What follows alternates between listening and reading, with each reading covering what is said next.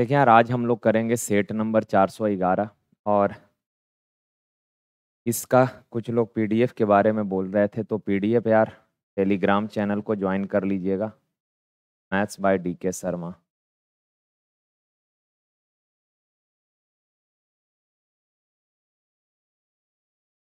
Okay ना। चलिए देखिए, आसान सा सवाल है। कहा किसी ठोस शंकु का आयतन 96 पाई है। अच्छा, आयतन क्या होता है शंकु का? 1/3 पाई आर स्क्वायर एच, और ऊंचाई दिया है सर 8, बराबर आयतन है 96 पाई। पाई से पाई कैंसिल हो गया मेरे भाई, 12 8 है 96। क्रॉस करेंगे 12 × 36, R² 36, तो R बराबर कितना? 6। रेडियस 6 हो गया। का उसका पूर्ण पृष्ठ area, total surface area, total surface area शंकु का क्या होता है?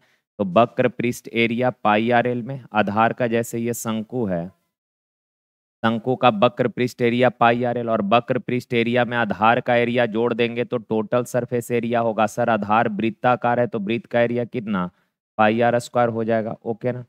अब यहाँ पर एल निकालना पड़ेगा। अच्छा, आर 6 है, एच बताइए कितना है? 8 है, तो एल कितना हो जाएगा सर? एल हो जाएगा 10। क्लियर है बात? तो यहाँ पाई आर एल, एल 10 है, आर 6 है, तो 10×6 = 60 पाई, प्लस आर 6 का स्क्वायर 36 पाई, तो ये हो जाएगा 96 पाई। ये ट्रिपलेट है, 6 8 10। ये जैसे हाइट 8 है, रेडियस 6 है, तो ये राइट एंगल ट्रेंगल है सर। राइट एंगल में बेस मालूम है, लंब मालूम है, तो ये कर्ण कितना हो जाएगा? 6 8 10। देखिए, कहा उनकी सामान्य दक्षता होना चाहिए, ये दक्षता है, दक्षता यानी एफिशिएंसी। सामान्य दक्षता स्तरों पर ए और बी मिलकर 12 दिन में काम को पूरा करते हैं।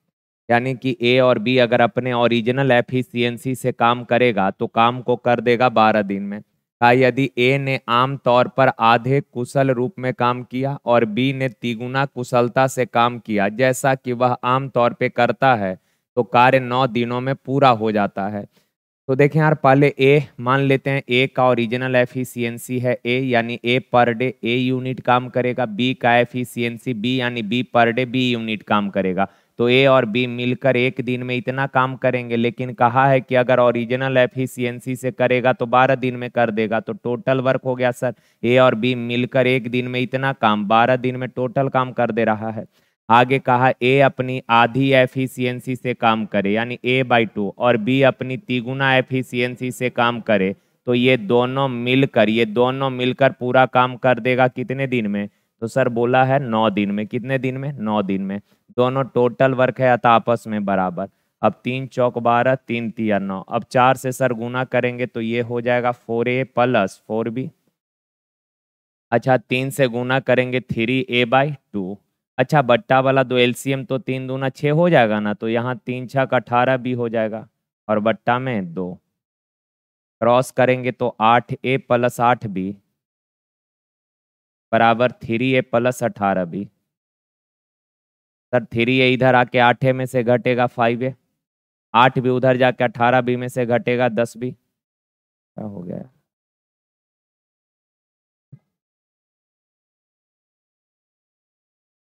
10B, 5 एकम 5 दूना 10।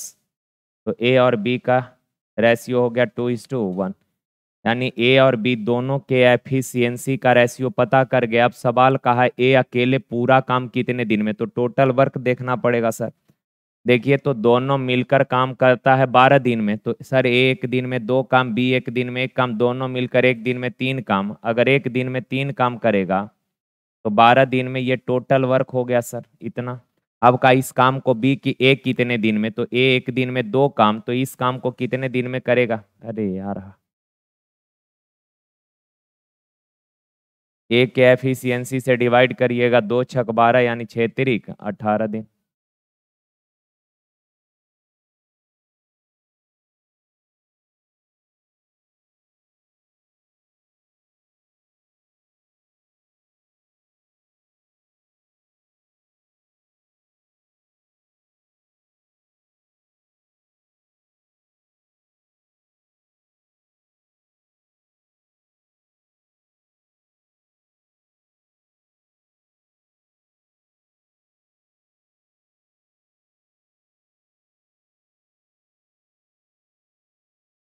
एक्स और बाई का रेशियो दिया है।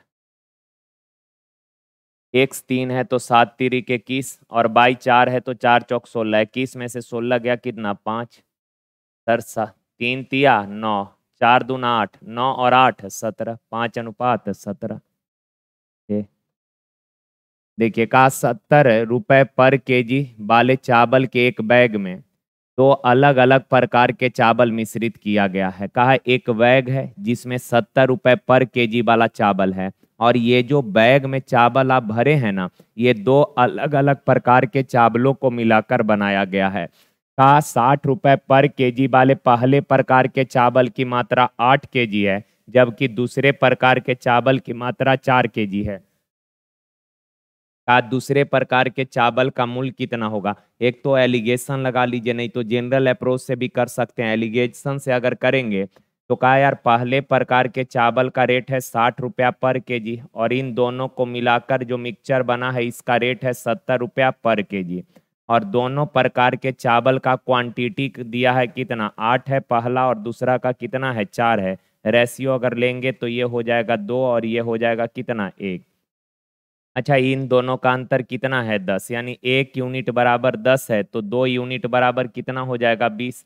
सर इससे ये बड़ा है तो इससे तो छोटा होगा ना, तो इन दोनों को जोड़ दीजिए तो 70 और 20 90, यानी दूसरे प्रकार के चावल का रेट हो जाएगा कितना 90 रुपया पर केजी। देखिए इसको आप ऐसे भी कर सकते हैं, एलिगेशन से थोड़ा आसान हो जाएगा कैलकुलेशन।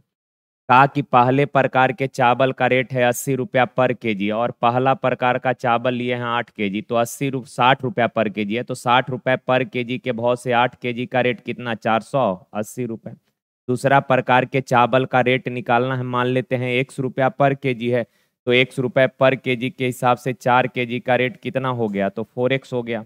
सर आप बताना पहले प्रकार का 8 केजी चावल, दूसरे प्रकार का 4 केजी चावल, टोटल हो गया चावल कै केजी 12 केजी, टोटल 12 केजी और जो मिक्सचर है उसका रेट है 70 रुपया पर केजी, तो 12 केजी का टोटल रेट 12 सत्ते 84 यानी 840। सर ये भी 12 केजी का टोटल रेट है, ये भी 12 केजी का टोटल आपस में बराबर, तो 4x बराबर 480 उधर जाके घटेगा कितना 360, 4 से काटिएगा तो x बराबर 90, यानी दूसरे प्रकार के चावल का रेट हो गया 90 रुपया पर केजी। देखिए एक मिश्रण में स्याही तथा जल 8:5 के रेशियो में, स्याही और वाटर जो है 8 और 5 के रेशियो में है। का इस मिश्रण में 24 लीटर वाटर मिला देते हैं तो रेशियो 8:11 हो जाता है। अच्छा वाटर पहले 4 था, वाटर 11 हो गया। अगर वाटर मिलाए हैं तो मिल्क का क्वांटिटी सेम रहेगा और संजोग से यहाँ मिल्क सेम ही है। वाटर 5 था 11 हो गया, यानी कितना मिलाए 6 यूनिट, पर एक्चुअल में मिलाए हैं क्या लीटर 24 लीटर। 6 यूनिट 24 तो 1 यूनिट कितना 4। सवाल कहा कि नए मिश्रण में जल की मात्रा, अच्छा नया वाला मिक्सचर तो ये है, ये इसमें वाटर कितना है तो 11 यूनिट, 1 बराबर 4 तो 11 बराबर 44। कहा 5 वर्ष में, ये 5 हो गया, 5 वर्ष में निवेश की गई राशि और प्राप्त मिश्रधन का अनुपात 5:8 है। निवेश की गई राशि यानी प्रिंसिपल और अमाउंट का रेशियो दिया है, तो आप बताइए प्रिंसिपल 5 अमाउंट 8 तो ब्याज मिला कितने का 3 का। सर पूछा है रेट, टाइम मालूम है, प्रिंसिपल मालूम है, ब्याज मालूम है, तो निकाल लीजिए। ब्याज बराबर होता है मूलधन P/100,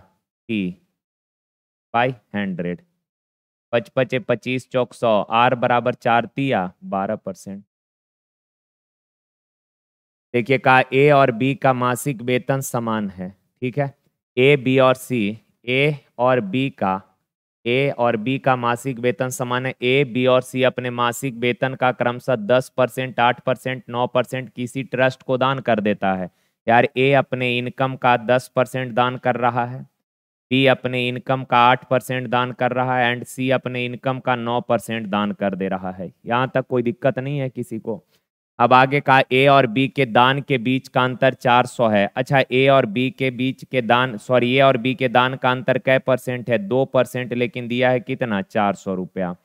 आगे इसने बोला यार क्या कि ए और बी द्वारा किया गया कुल दान, ए और बी द्वारा किया गया कुल दान जो है सी के तुलना में 900 अधिक है। तो पहले ये देख लेते हैं कि ए और बी ने मिलकर टोटल कितना दान किया, तो 10 और 8 18% का वैल्यू कितना हो जाएगा, तो तो सर 9 गुना है तो इधर 9 गुना यानी कि 3600 रुपया।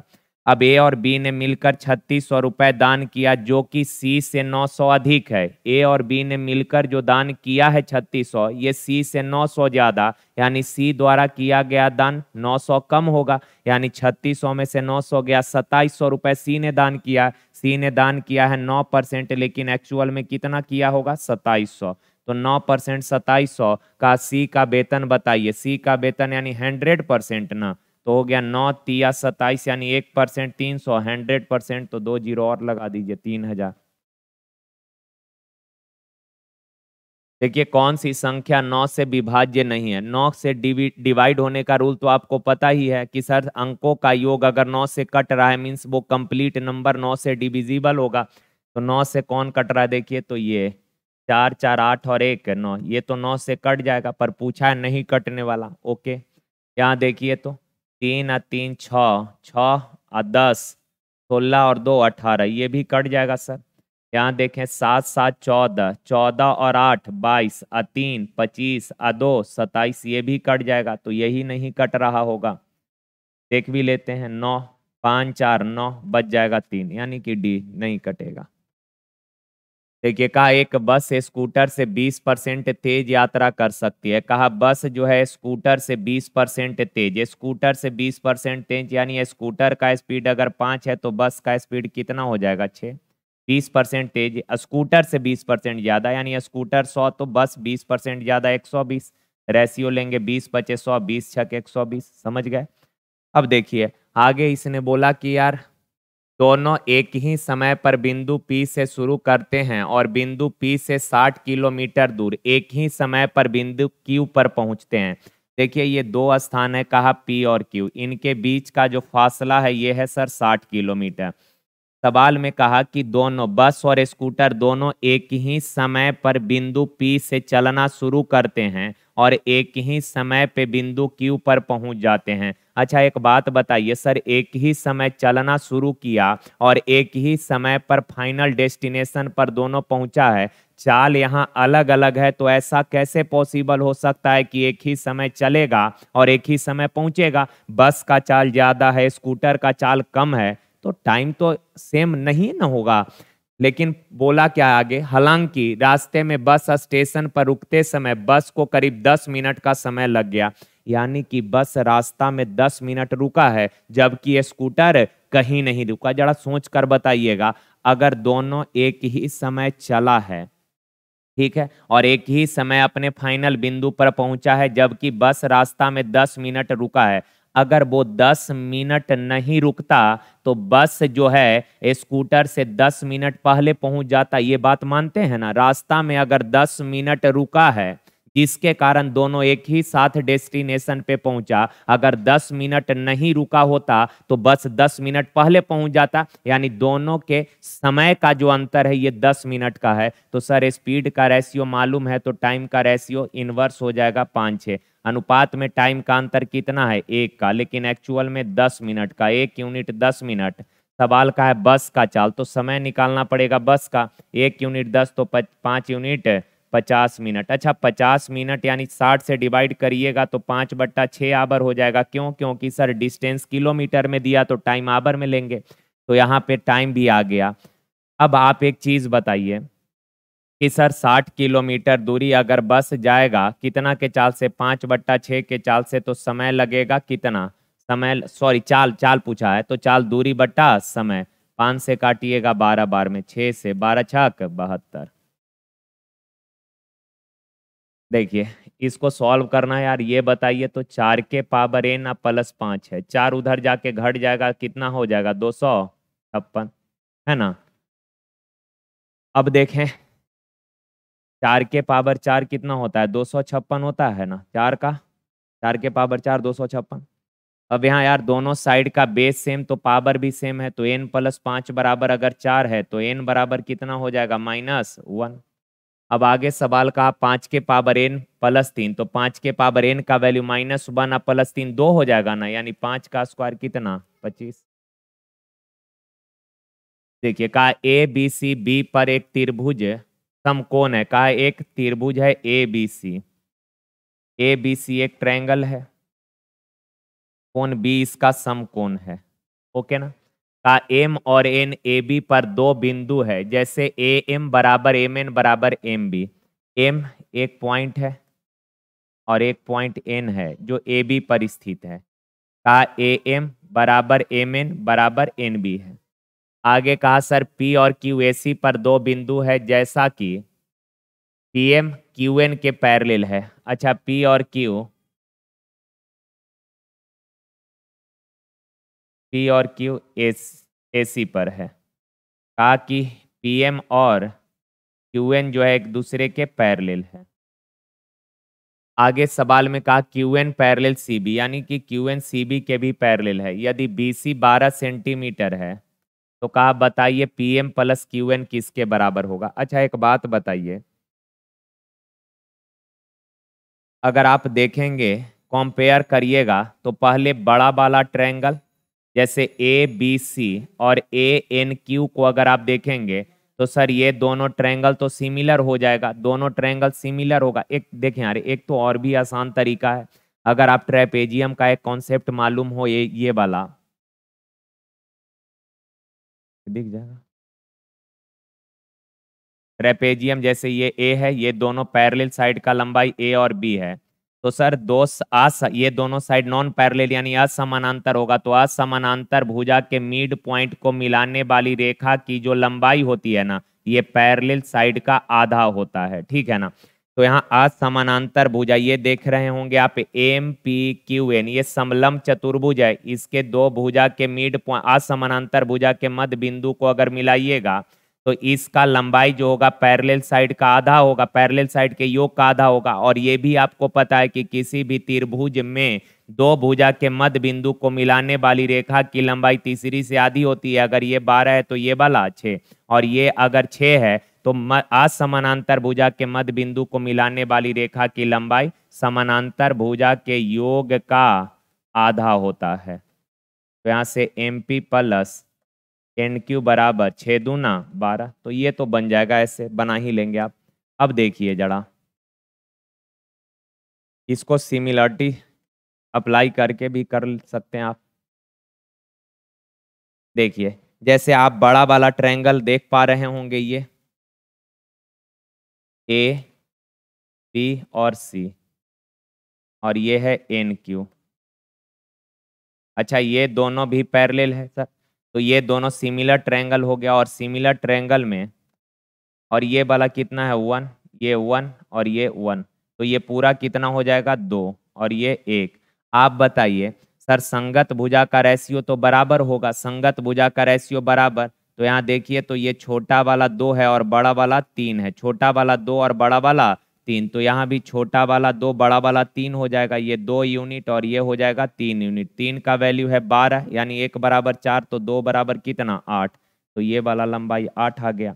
अब अगर इन दोनों में सिमिलरिटी लगाइएगा तो आप बताइए सर, ये वाला कितना है 1 और ये पूरा बड़ा वाला कितना है 2, यानी कि आधा है सर, छोटा वाला का साइड 1 है और बड़ा वाला का साइड 2 है, यानी 1:2 का रेशियो है। तो यहाँ ये 1 होगा तो ये 2 होगा, तो इसका आधा ये कितना हो जाएगा 4 हो जाएगा, है ना। और यही आपसे पूछा है कि M P plus N Q, M P का वैल्यू कितना है 4 और एन क्यू का वैल्यू कितना है 8, तो 8 और 4 12 हो जाएगा। तो सिमिलरिटी से भी आप कर सकते हैं, ज़्यादा मुश्किल नहीं है।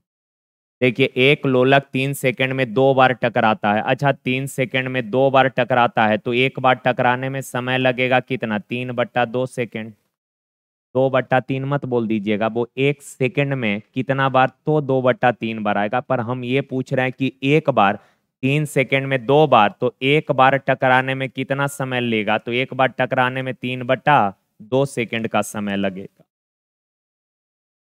दूसरा लोलक जो है 7 सेकंड में 5 बार, तो एक बार टकराने में समय लगेगा 7/5 सेकंड।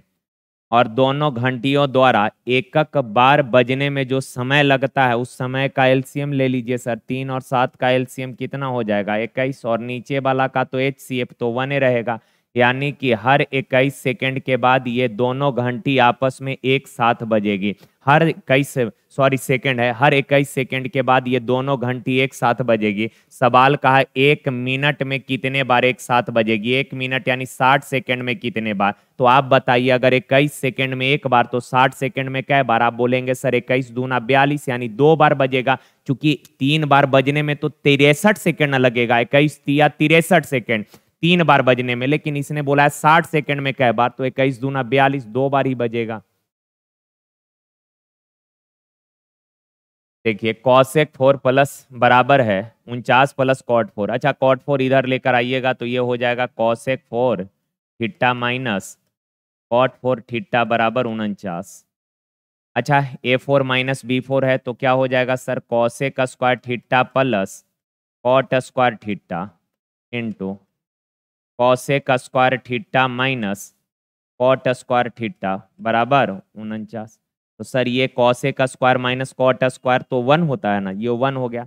और यहाँ आइडेंटिटी सेम कर लीजिए, दोनों को इक्वल कर लीजिए, या तो सबको कॉस बना लीजिए या तो सबको कॉट बना लीजिए, सॉरी सबको कॉसेक बना लीजिए या सबको कॉट बना लीजिए। कॉट ही कॉसेक ही बना लेते हैं, तो ये हो जाएगा कॉसेक स्क्वायर थीटा प्लस, अच्छा कॉट स्क्वायर थीटा बराबर होता है कॉसेक स्क्वायर थीटा माइनस 1, अब बराबर 49 है। तो आप बताइए cosec square theta plus cosec square theta क्या हो जाएगा, 2 कॉसेक स्क्वायर थीटा, 1 उधर जाके जुड़ जाएगा 50 हो जाएगा, 2 से काटिएगा 25 बार में, कॉसेक स्क्वायर थीटा 25 है तो कॉसेक थीटा बराबर क्या हो जाएगा 5। अच्छा कॉसेक 5 है, अब पूछा है साइन थीटा, कॉसेक का इन्वर्स हो जाएगा यानी 1/5 हो जाएगा। ये आइडेंटिटी तो ये चीज़ तो पता ही है। A4 माइनस इधर A4 माइनस B4 क्या होगा सर, तो आप बोलेंगे sir A square plus B square into A square minus B square होगा। और ये भी आपको पता है कि sir cosec square theta minus cot square theta बराबर कितना होता है, 1 होता है। अच्छा कॉट स्क्वायर थीटा बराबर अगर पूछे तो कॉट स्क्वायर थीटा बराबर, तो आप बोलेंगे सर कॉट स्क्वायर उधर जाएगा प्लस का 1 इधर आ जाएगा तो हो जाएगा कॉसेक स्क्वायर थीटा माइनस 1। कोई दिक्कत नहीं। देखिए कहा एक त्रिभुज के आधार की लंबाई संगत ऊंचाई से 6 अधिक है, त्रिभुज के बेस का जो लंबाई है हाइट से 6 ज्यादा है, एरिया है 108 है, एरिया दिया है सर 108। तो आपसे पूछा है कि आधार की लंबाई ज्ञात करें, आधार का लंबाई पूछा है, मान लेते हैं x, जो पूछा है उसी को x मान लेंगे। इससे फायदा ये होगा कि ऑप्शन से करने में थोड़ा सा आपको आसानी होगा। देखें अब आधार x है, कहा कि आधार आधार की लंबाई ऊंचाई से 6 अधिक है। अच्छा एक बात बताइए, आधार अगर हाइट से 6 ज्यादा है तो हाइट जो होगा आधार से 6 कम होगा।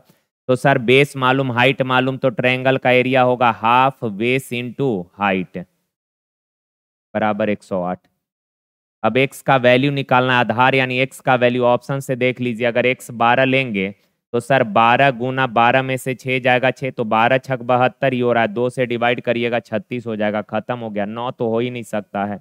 18 अगर लेंगे तो 18 गुना 18 में से 6 गया 12, 2 छक हो ही जाएगा। तो x बराबर अगर 18 लीजिएगा तो हाफ इंटू 18 इंटू 18 में से 6 गया 12, तो 2 नमा 18 12 नमा 108, सेटिस्फाई हो गया यानी ऑप्शन सी।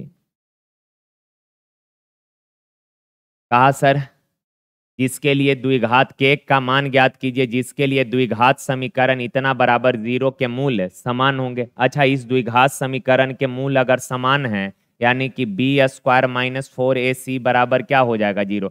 देखें यार किसी भी द्विघात समीकरण का जो नेचर होता है ना वो उसके डिस्क्रिमिनांट यानी विवेचक पे डिपेंड करता है। जैसे मान लीजिए बी स्क्वायर माइनस 4ac जो है ये 0 से अगर बड़ा है, 0 से बड़ा है, अच्छा 0 से ये बड़ा है, और 0 से बड़ा कहने का मतलब क्या होगा, आप लाइन जानते हैं सर ये 0 है, 0 से दाएं साइड जाइएगा वैल्यू पॉजिटिव भी होगा और 0 से बड़ा होगा, बाएं साइड जाइएगा तो वैल्यू छोटा भी होगा और साथ के साथ निगेटिव भी होगा। तो 0 से बड़ा अगर कुछ है सर, 0 से अगर ये बड़ा है इसका मतलब ये पॉजिटिव है, और अगर ये पॉजिटिव है तो इसके मूल वास्तविक होंगे। मूल क्या होंगे, तो वास्तविक होंगे, मूल वास्तविक। ठीक है। अब यार बी स्क्वायर माइनस 4ac अगर जीरो से छोटा हो गया, अच्छा ये फंक्शन जीरो से छोटा है यानी निगेटिव ना होगा, और निगेटिव कहने का मतलब इसके मूल अवास्तविक, अवास्तविक या फिर काल्पनिक भी बोल सकते हैं। और तीसरा सर, अगर बी स्क्वायर माइनस 4ac बराबर जीरो है तो इसके मूल समान होंगे। बैटरी नहीं है, इसको देखिए।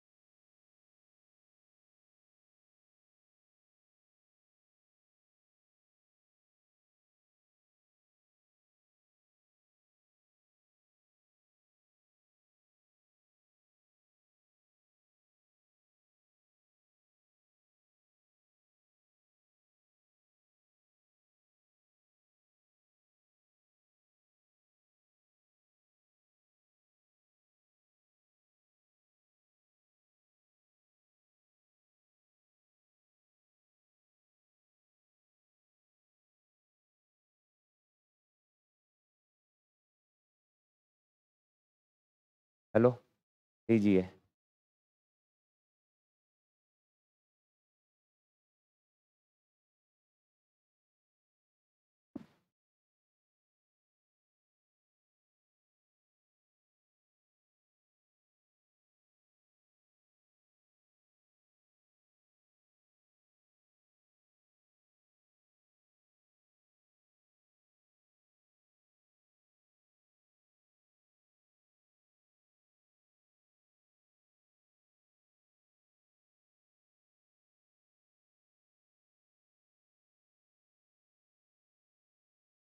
यार फिर आज उस सवाल का साउंड रिकॉर्ड नहीं हुआ होगा और अब दोबारा से कराना पड़ेगा। पर हमको लगता है कि बहुत आसान आसान सा सवाल था, 3-4 सवाल का ही साउंड नहीं होगा। आप समझ ही जाएंगे, ओके ना? समझ जाएंगे और जो डाउट होगा कल के क्लास में कर लेंगे उसको। हमको नहीं लगता है 2-3 सवाल शायद दिक्कत हुआ होगा, साउंड नहीं रिकॉर्ड हुआ होगा। वो आगे कर लेंगे, कल के अगर डाउट होगा तो उसको कल के क्लास में हम लोग कर लेंगे, ओके ना? चलिए यहाँ से शुरू करते हैं यार। देखिए कहा विक्रम एक पुस्तक के, ये सब आसान ही है, ये में भी ज्यादा नहीं।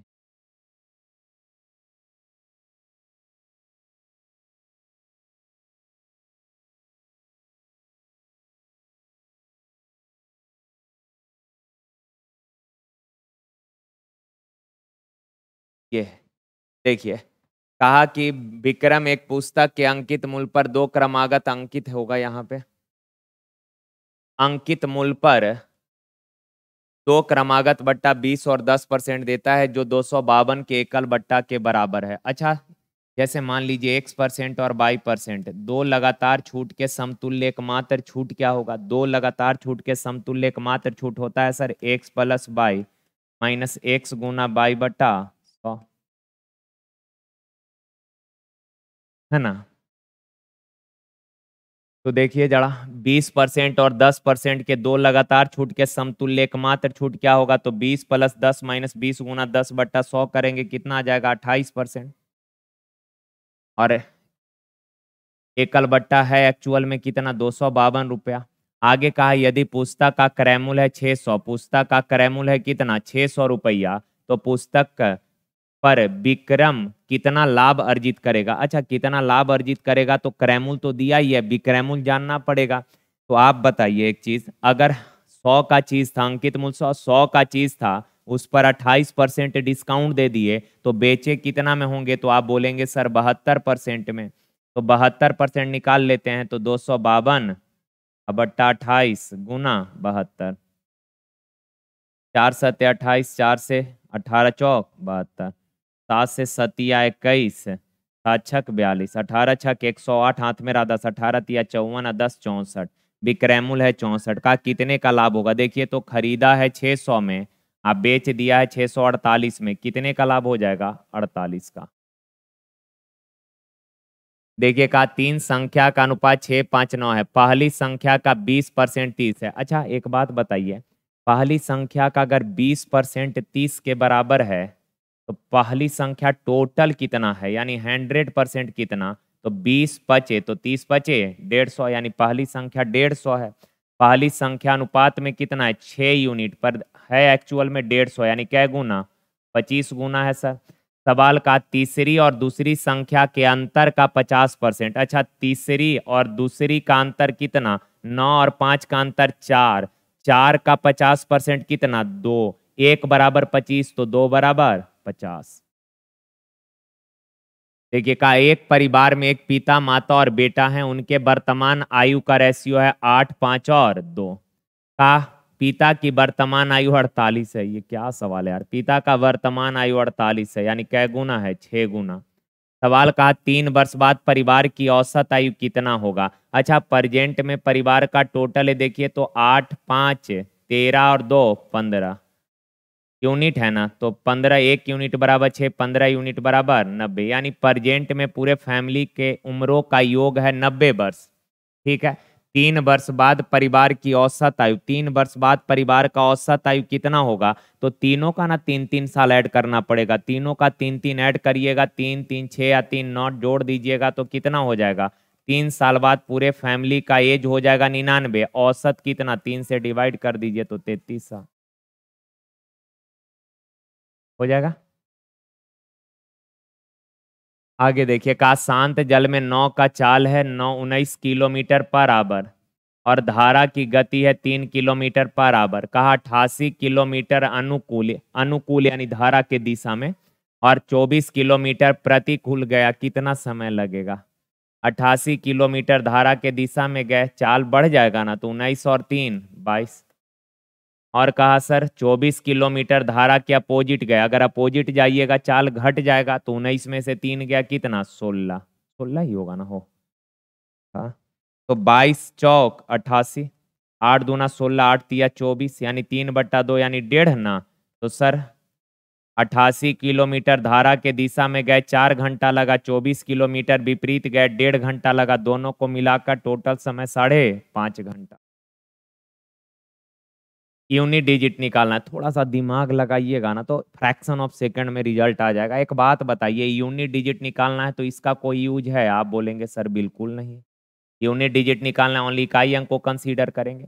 तो सर यहाँ 7 के पावर 1999 है जो कि प्लस में आएगा, यहाँ 7 के पावर 1999 माइनस में आएगा, तो यहाँ जो भी इकाई अंक आएगा यहाँ वही आएगा, और एक माइनस में आए एक प्लस में, तो ये फाइनली कट ही ना जाएगा, और बच गया 1, और 1 के पावर कुछ भी 1। देखिए, कहा ब्याज की गणना चक्रवृद्धि आधार पर करने पर एक धनराशि एक निश्चित ब्याज दर पर 3 वर्ष में 625 और 4 वर्ष में 675 हो जाती है। तो कहा दर ज्ञात करें। अच्छा, 3 साल में 625, 4 साल में 675, तो 1 साल में कितना ब्याज बढ़ गया, कितना पैसा जो अमाउंट है कितना इंक्रीज कर गया? तो आप बोलेंगे सर जी 50 रुपया इंक्रीज कर गया। कितना इंक्रीज कर गया? 50, और 50 रुपया एक्स्ट्रा ब्याज मिला है कितना पर? 625 पर। इसमें होता क्या है, सीआई एक ऐसा प्रोसेस है जिसमें हर साल के एंड में जो अमाउंट बनेगा ना वो नेक्स्ट ईयर के लिए प्रिंसिपल का काम करता है, और ऐसा इस वजह से होता है क्योंकि सीआई में ब्याज पर ब्याज मिलता है, जिसके कारण हर साल के एंड में जो अमाउंट बनेगा वो नेक्स्ट ईयर के लिए प्रिंसिपल का काम करेगा। क्लियर है ना? तो 625 से हो गया 675, यानी 50 एक्स्ट्रा, यानी 50 का ब्याज मिला 625 पर, परसेंट 100 से गुना।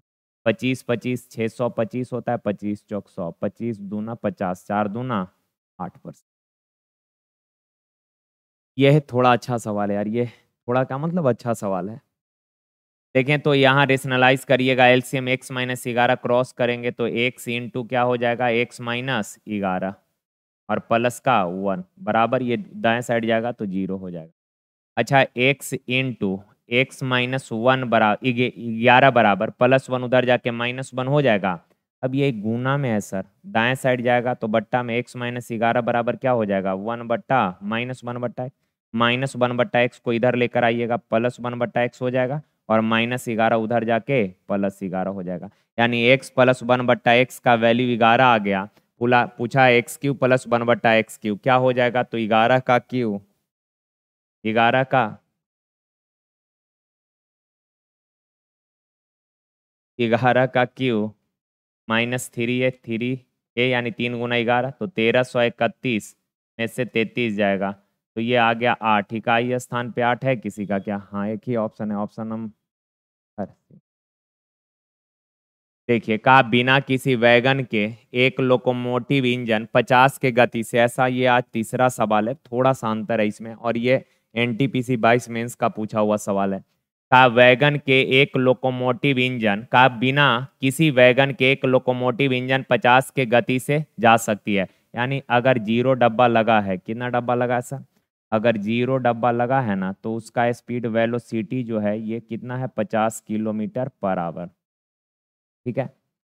आगे कहा कि इसकी गति एक मात्रा से कम हो जाती है जो कि संलग्न वैगनों की संख्या के वर्गमूल के रूप में भिन्न होती है। ये थोड़ा सा कॉम्प्लिकेटेड लग रहा होगा, सिंपल कहने का मतलब इसका ये है कि जो है इंजन के गति में जो कमी है वो डब्बों के संख्या के वर्गमूल के समानुपाती है। तो इंजन के गति में वेलोसिटी में जो कमी है यानी जो डिफरेंस है, जो स्पीड में अंतर है, वो वैगन के संख्या के वर्गमूल के समानुपाती है। समानुपात हटाएंगे सर, यहाँ हो जाएगा V1 difference of V2 is equal to root under W1 बटा W2। आगे सवाल में कहा कि 25 वैगन के साथ इसकी गति 35 हो जाती है। अगर वैगन 25 को लगा दीजिएगा तो वेलोसिटी कितना हो जाएगा, 35 किलोमीटर पर आवर हो जाएगा। सवाल कहा कि यदि गति 11 किलोमीटर पर आवर से कम नहीं होती है तो जोड़े जा सकने वाले वैगनों की सबसे बड़ी संख्या। कहा कि स्पीड जो है 11 किलोमीटर पर आवर से कम नहीं होना चाहिए, इसके लिए मैक्सिमम कितने डब्बा आप उसमें जोड़ सकते हैं। सुनिए, कहा कि स्पीड 11 से कम नहीं होना चाहिए, इसके लिए कितने डब्बा ऐड करना पड़ेगा। कल जो हम लोग सवाल कर रहे थे उसमें था क्या कि स्पीड को 0 करके टोटल डब्बों का संख्या निकाल ले रहे थे कि हाँ भैया इतना डब्बा अगर लगा देंगे तो ट्रेन रुक जाएगी यानी स्पीड 0 हो जाएगा। और हम चाहते थे कि ट्रेन धीरे धीरे चलते रहे तो आखिरी में एक डब्बा निकाल देते थे ताकि ट्रेन चलना शुरू हो जाती थी। लेकिन आज ऐसा नहीं है, आज इसने बोला है कि स्पीड 11 किलोमीटर पर आवर से कम नहीं होना चाहिए, इसके लिए कै गो डब्बा लगाना पड़ेगा। यानी कि सर W2 का वैल्यू पूछा है। आ जाइए ना, ओरिजिनल स्पीड 50 था, 25 डब्बा लगाया तो स्पीड 35 हो गया। तो स्पीड में 25 डब्बा लगाने के कारण स्पीड 35 हुआ है ना, तो 50 था 25 35 हो गया, तो कमी कितने का हुआ। तो आप बोलेंगे सर जी देखिए 15 का स्पीड में कमी हो गया। ठीक है, अच्छा ओरिजिनल स्पीड 50 है, हम चाहते हैं स्पीड 11 हो जाए। 50 है, 11 चाहते हैं करना, यानी कितना कटाना पड़ेगा। तो आप बोलेंगे सर 49। अच्छा स्पीड में 15 का कमी हुआ है कब, जब वैगन यानी डब्बा लगाए 25 को, और स्पीड में 39 का कमी करना चाहते हैं, इसके लिए कै गो डब्बा लगाना होगा यही निकालना है। तो W2 3 पचे 15 3 से 13 स्क्वायर करेंगे तो 25 बटा 169 बराबर इधर हो जाएगा 25 बटा W2। 25 से 25 कैंसल यानी कि वैगन का संख्या 169। एक कम कर नहीं दीजिएगा, क्योंकि 169 डब्बा लगाएंगे तब ट्रेन का स्पीड हो जाएगा 11। अगर एक आध गो डब्बा निकाल दीजिएगा ना तो स्पीड बढ़ न जाएगा, आसान हो जाएगा। एक डब्बा निकाल देंगे, लोड कम होगा तो स्पीड बढ़ जाएगा। तो स्पीड 11 रखने के लिए, मिनिमम 11 स्पीड रखने के लिए आपको अधिक से अधिक 169 डब्बा लगाना होगा, यानी ऑप्शन ए। तो चलें यार, आज के लिए यहीं तक मेरे प्यारे भाई। और बीच में जो थोड़ा छूट उठ गया था उसको आप लोग मैनेज कर लीजिएगा यार। और अगर फिर भी दिक्कत होगा तो कल के क्लास में हम लोग कर लेंगे, क्योंकि शुरू से फिर से रिकॉर्ड करना, क्योंकि शुरुआत में ही आए थे 6:30 में, वहाँ क्यूज में समाप्त होता है डिस्कशन, मतलब सेट जहाँ भी डिस्कशन होता है वहाँ से 6:30 में आते हैं, और उस समय से लेकर 7 साढ़े 7 तक सब कुछ सेटअप वगैरह करने में लगता है, दिमाग खराब। एक तो फैन नहीं चलाना पड़ता है, क्योंकि ये फ्लक्चुएट करता है ना, फैन चलता है, करकट भी काफ़ी हिट होता है, तो ऐसे ही काफ़ी परेशानी रहता है। उसके बाद से फिर इतना पढ़ाना, फिर से रिकॉर्ड करना थोड़ा मुश्किल है। तो आप लोग कर लेना है मैनेज बीच में, और अगर दिक्कत होगा तो फिर कल हम उसको एक बार शुरुआत में बता देंगे, है ना। तो चलें आज के लिए यहीं तक मेरे प्यारे भाई, थैंक यू, धन्यवाद। और यार अगर पॉसिबल हो तो लाइक, हर दिन थोड़ा बोलना अच्छा नहीं लगता है हमको, लेकिन आप लोग लाइक कर दिया करिए वीडियो को, ओके ना। तो चलें, थैंक यू मेरे भाई, धन्यवाद यार, थैंक यू।